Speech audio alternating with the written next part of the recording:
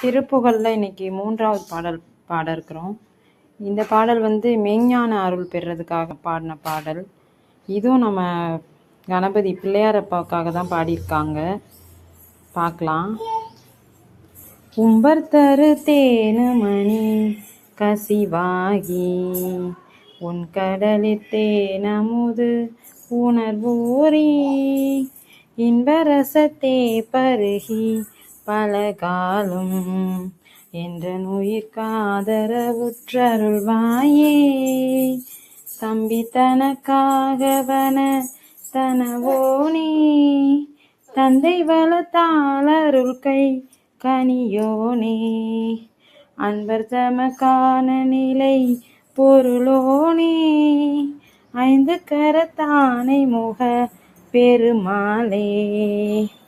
உம்பர் தரு தேனுமணி கசிவாகி உன் கடலிலே நமுது உணர்வூரி இன்பரசத்தே பருகி பலகாலும் என்ற உயிர்காதரவுற்றருள்வாயே.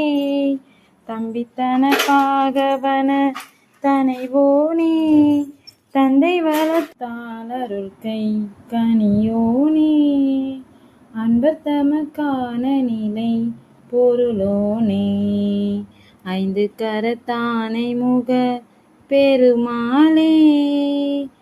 ஐந்து கரத்தானை முக பெருமாளே. இப்போ இந்த பாடலோட விளக்கத்தை நம்ம பார்ப்போம். விண்ணவர் உலகில் உள்ள கற்பக மரம், காமதேனு, சிந்தாமணி இவைகளை போல் ஈதற்கு என் உள்ளம் நெகிழ்ந்து, காமதேனு எப்படி எல்லாமே எல்லாருக்கும் தருது அந்த மாதிரி சொல்றாங்க. இவைகளை போல் ஈதற்குனா கொடுப்பதற்கு. என் உள்ளம் நெகிழ்ந்து ஒளி வீசும் பார்க்கடலில் தோன்றிய இனிய அமுதம் போன்ற உணர்ச்சி என் உள்ளத்தில் ஊறி இன்ப சாற்றினை நான் உண்ணும்படி பலமுறை என் உயிரின் மீது ஆதரவு வைத்து அருள்வாயாக. தம்பியின் முருகனின் பொருட்டாக திணைப்புணத்திற்கு வந்தடைவோனே. தந்தை சிவனை வலம் செய்ததால் கையிலே அருளப்பெற்ற பலத்தை உடையவனே. அன்பர்களுக்கு வேண்டிய நிலைத்து நிற்கும் பொருளாக விளங்குபவனே. ஐந்து கரங்களையும் யானை முகத்தையும் உடைய பெருமானே அப்படின்னு பாடியிருக்காங்க. இதுதான் இந்த பாட்டோட விளக்கம்.